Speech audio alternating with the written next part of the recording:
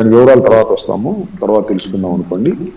కానీ మనం ఉన్నటువంటి టాపిక్ ఇప్పుడు అదే నేనేది ఏంటంటే, ఇప్పుడు చంద్రబాబు నాయుడు గారు ప్రస్తుతం ఉంటున్నటువంటి అధికార నివాసం ఒక అక్రమమైనటువంటి నివాసం.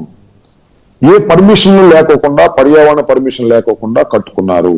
ఇది అందరూ చెప్పే విషయం పక్కన పెట్టి, సాక్షాత్తు ఇప్పుడు ఉన్నటువంటి డిప్యూటీ సీఎం గారు ఇంతకు ముందు చెప్పినటువంటి విషయాన్ని మీరు ఇక్కడ మాకు బైక్ ద్వారా వినిపించారు.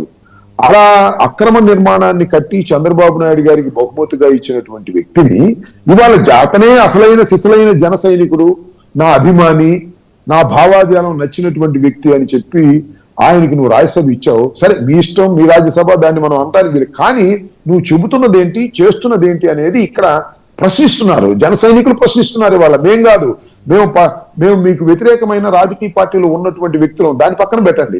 ఇవాళ జన సైనికులే మిమ్మల్ని ప్రశ్నిస్తుంటే మీరు సమాధానం చెప్పలేకపోతున్నారు.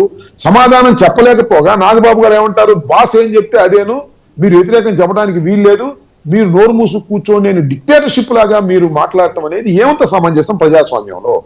ప్రశ్నించడానికి పుట్టినటువంటి రాజకీయ పార్టీ ప్రశ్నిస్తే కంగారు పడితే ఎలాగా అనేది ఇక్కడ పాయింట్ కదా. దీనికి సమాధానం చెప్పాల్సినటువంటి అవసరం ఉంది. ఇది ఒక అన్యాయమైనటువంటి కార్యక్రమాలు ఇవాళ రాష్ట్రంలో చేస్తున్నారు. మిమ్మల్ని నమ్మి, చంద్రబాబు నాయుడు గారి మీద అభిమానం లేకపోతే మిమ్మల్ని నమ్మి చంద్రబాబు నాయుడు గారికి ఓట్లు వేసి గెలిపించి అధికారంలోకి తీసుకొచ్చారు.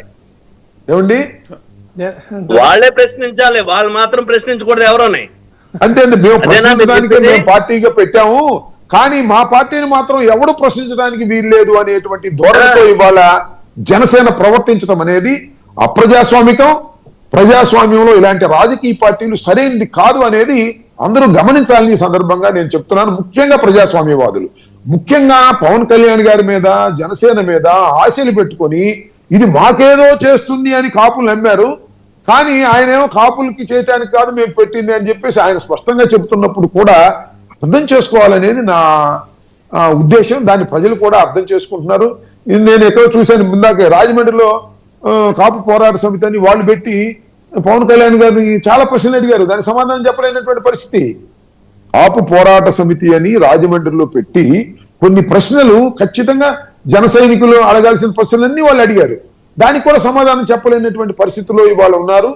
జనసేన ఇవాళ చేస్తున్నటువంటి కార్యక్రమాల పట్ల ప్రజలు గాని, జన సైనికులు గాని అడుగుతున్నటువంటి ప్రశ్నలకు సమాధానం చెప్పలేక ఉక్కిరి బిక్కిరవుతున్నటువంటి దశ ఇది.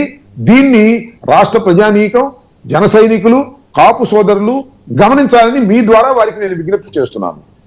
మీరు అన్నట్టుగా ప్రశ్నలు అని చెప్పి అన్నారండి. నాకు తెలిసినంత వరకు కౌన్సిల్లో ఇలాంటి సందర్భంగా తోట త్రిమూర్తులు